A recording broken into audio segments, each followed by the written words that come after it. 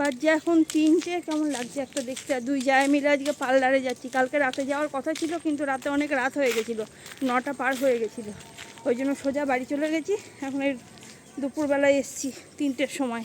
Phone করে এসছি তাও, কারণ এই টাইমে তো ভিড়ই থাকে পার্লারে। চলে এসেছি বাড়ি। বাজে এখন 4টে 10। গেছি সেই 3টের সময়। দুপুরবেলা গেছি বলে তাও খানিকটা ফাঁকা ছিল, 1 ঘন্টা হতে হতে চলে এসেছি। আর ঘরের ভিতর অন্ধকার, ওই জন্য ছবিটা কেমন কেমন লাগছে। চলো বাড়ি চলে এসেছি। এবার একটুখানি রেডি হবো মানে এটাই পরে থাকবো। একটু মাথা টাথা ভালো করে আঁচড়ে নিয়ে যাবো আজকে শাড়ি কিনতে। পুজো চলে এসছে, আর মাত্র কটা দিনই বাকি আছে। আজকে যেই শাড়িগুলো কিনে ফেলতে হবে।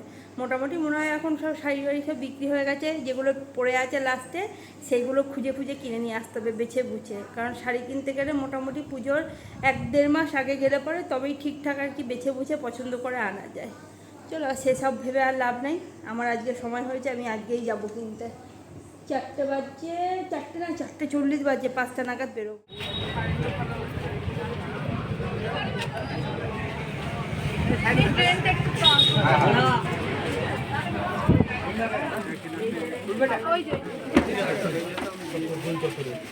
দেখো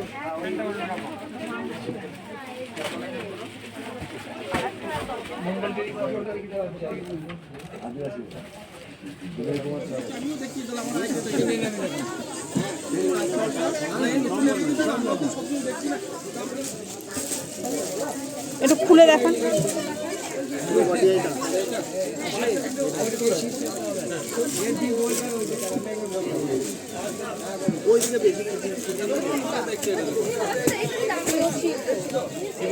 ফেলে দিবি, এইবারে ফেলে দিবি, আর রাখতে পারবি না ওকে। খেয়ে দে, খালি প্যাকেটটা হাতে ধরিয়ে দিল তোমার। নাও বেড়ে বাড়ি চলে এসেছি। অনেকক্ষণই হলো। এসে একবার গরমে ঘেমে চান করে গেছিলাম। এত ভিড় বাজারে আজকে, মানে পা দেওয়া যাচ্ছে না। ক্যামেরা বের করে মানে ওই যে অন করবো ক্যামেরা, সেটাই অন করতে পারছি না। মানে এত ভিড় বাজারের মধ্যে। এসে ভালো করে ফেস ওয়াশ দিয়ে মুখ টুক ধুলাম, ক্রিম ট্রিম মাখলাম, আর যে এইবারে ক্যামেরাটা অন করে এখন বসে আছি। এখন হচ্ছে আজকে ছর্দি আসার কথা। 2 দিন ধরে বলছিল আসবো বিকালে, তো বিকালে আর আসে নাই। কাল পরশু 2 দিন, আজকে রাতে আসার কথা। আমি সকালে ফোন করেছিলাম যে দিদি তাহলে সকালে আসো। দিয়ে বলছি যে না, সকালে আর যাবো না, দেখি বিকালে যাবো। বিকালে মানে রাতে আসবে আর কি। তো এখন বসে রয়েছি যে দিদি হাতে দেখো ব্যাগ ট্যাগ নিয়ে একেবারে বাপের বাড়ি। বিশাল ব্যাপার তোমার। আর পুরো ম্যাডাম। ওই উর্মিলাদি দিয়ে গেল তোমার জন্য। উর্মিলাদি এসেছিল, দিয়ে গেল এগুলো। কত করে নেবে? পয়সার কথা কিছু বলে নাই আমাকে, তুমি জেনে নিও। হাতে হবে তোমার এগুলো? আমিও দেখে বলছিলাম যে হাতে হবে নাকি। একটু আগে তোমার ভাইকে বলছিলাম যে ফোন করো, তো আসছে না কেন? না, রাজা কাজের থেকে দিয়ে আবার বললাম যে দেরি আবার চলে গেল। বোমকে নিয়ে 9টার সময় আসবে। ও আবার কাজে? হ্যাঁ, রাত 10টা 11টা অবধি কাজ করছে না। ও বাবা, পুজোর আগে কাজ নাই, কি অবস্থা এবার। এখন ওই যে এমন কাজ পেয়েছে আর ফাঁকা নাই। তা ভালো করুক, তাও তো 2টো পয়সা হবে করলে। ডবল হাজিরা হচ্ছে এখন। ভালো হচ্ছে। 8টায় লাগছে, 11টায় ছাড়ছে, মানে ফাঁকা নাই। তা করুক, কাজ করাই ভালো। ওর জন্যই তো আস্তে আস্তে পাচ্ছে। রান্না মোটামুটি প্রায় হয়ে এসছে। এখন বানাবো লিট্টি চোখার সাথে, মানে লিট্টি আর চোখা, যে চোখাটা থাকে সেই চোখাটা আজকে বাড়িতে বানাবো। কদিন ধরেই ওর খেতে ইচ্ছে করেছে, তা বানানো হচ্ছে না। আর আজকে রাতে ঠিক বানিয়ে দেবো। ছর্দি এসছে, রাজা এসছে, ঠিক বানানো হবে আজকে। তো এখানে তো বেগুন পুড়িয়ে নিয়েছি, ছোটো ছোটো বেগুন, তার সাথে হচ্ছে টমেটো পোড়া, আর ভাতের মধ্যে আলু সেদ্ধ দিয়েছি। আলুটা এখনো বের করা হয়নি। আগে বেগুন দুটো পরিষ্কার করে নিই, তারপরে বের করবো।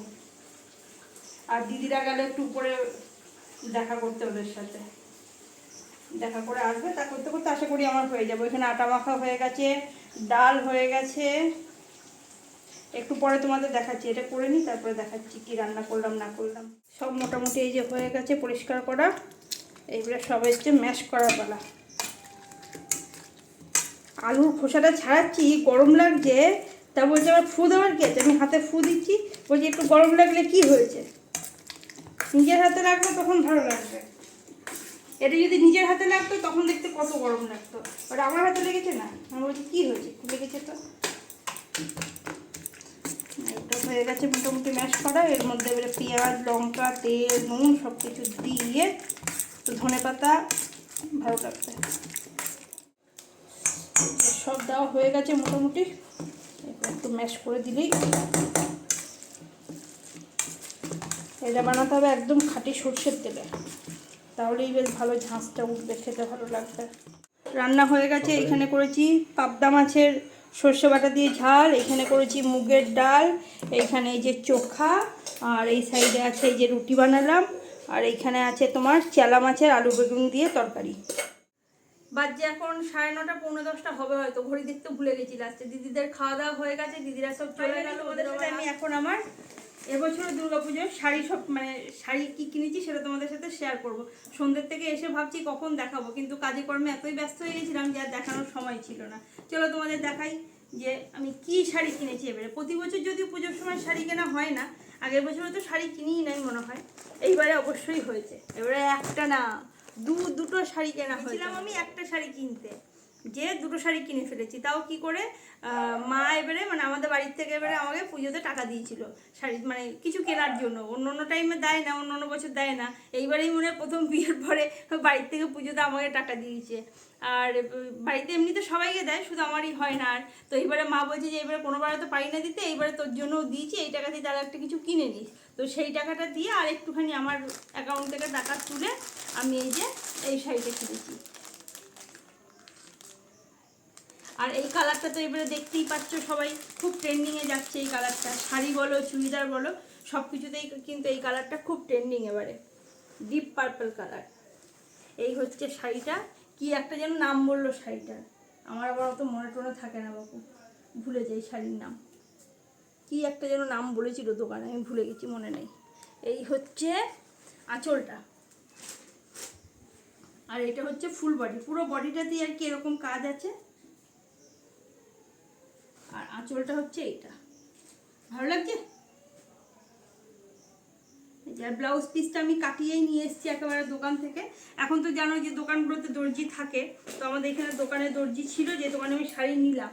আর যেহেতু পুজো একদম সামনে চলে এসছে, এখন আর কোনো দোকানেই আমাকে ব্লাউজ করে দেবে না। তো ঘরে যে ব্লাউজ আছে অলরেডি আর কি রেডিমেড, এর সাথে মিক্স অ্যান্ড ম্যাচ করে সেটাই পরবো। আর এর সাথে হচ্ছে এই ব্লাউজ পিসটা, এটাই পুজোর পরে বানিয়ে নেব। এই কালারটা আমার খুব ভালো লেগেছে, এই সবুজটা না খুব ভালো লাগে, পরলে খুব সুন্দর লাগে। গায়ের রং একটু চাপা হোক বা ফর্সা যেই পরুক না কেন, এই সবুজ রংটা খুব ভালো লাগে পরলে। তো ওই জন্য একবার ব্লাউজ পিস কাটিয়ে এটা আমি একদম পিকো করে নিয়েছি, একটু দেরি হয়েছে কিন্তু একদম পিকো টিকো করে তারপরে নিয়ে এসেছি। এই হলো আমার একটা শাড়ি, ভালো লাগছে আমাকে। আর এই হচ্ছে আমার আর একটা শাড়ি। গেছিলাম মেনলি আমি মন থেকে একদম ঠিক করে গেছিলাম যে আমার হলুদ আর তুতের কম্বিনেশনেই একটা কাঞ্জিভারাম বা ওই টাইপেরই কিছু একটা শাড়ি চাই। তো এই শাড়িটার জন্যই মেনলি গেছিলাম। তো দেখতে দেখতে দেখতে দেখতে তারপরে এই শাড়িটাই যে পছন্দ হয়েছে, এইটা হলুদ আর তুতে। আমার আবার কি বলতো, ওই দোকানে যে এক গাদা দেখলাম তারপরে আমার এটা পছন্দ হচ্ছে না ওটা পছন্দ, ওরকম না। আমি বাড়ির থেকে মন একদম ঠিক করে যাই যে আমার এই কালারের শাড়ি চাই, এই শাড়িটা চাই, যাবো দেখাবে পছন্দ হবে নিয়ে চলে আসবো। ওই হাজারটা শাড়ি আমার ভালো লাগে না দেখতে, তখন কনফিউজ হয়ে যায় নিজেই যে কোনটা ছেড়ে কোনটা নেব। এই যে এটা হচ্ছে আঁচলটা, আর এটা হচ্ছে বড় আছে, বডিতে এরকম পুরো বডিতেই আছে, এই দিকটা একটু কম এই দিকটা একটু বেশি। এই শাড়িটা বেশ অনেক দিন ধরে একটা ইচ্ছে ছিল যে এরকম একটা শাড়ি নেব, তো এবারে নিয়ে ফেলেছি। ভাগ্যক্রমে এবারে আমার দুটো শাড়ি কেনা হয়ে গেছে। ভালো লাগছে পুরো আমাকে, মানে যখন পরবো তখন, এখন তো এমনি গায়ে ফেলে দেখছি কেমন হয়েছে বলো। হ্যাঁ, এই ছিল এবারে আমার পুজোর শপিং, আর তার সাথে হচ্ছে এইটা ব্লাউজ পিস, এক কালারের ব্লাউজ পিস, যেমন ট্র্যাডিশনাল শাড়ি হয় সেরকমই আর কি। পাটটা একটুখানি কাজ আছে, জরির কাজ। এগুলো হচ্ছে একদম সেই ট্র্যাডিশনাল শাড়ি যেগুলো যুগ যুগান্ত ধরে একই রকম চলে আসছে। আমার বেশ ট্র্যাডিশনাল শাড়ি ভালো লাগে। এই হচ্ছে আমার এবারে দুর্গাপুজোর শাড়ি শপিং। কেমন হয়েছে এখানে শেষ করছি। তোমরা সবাই খুব খুব খুব ভালো থেকো, সুস্থ থেকো। Tata, good night.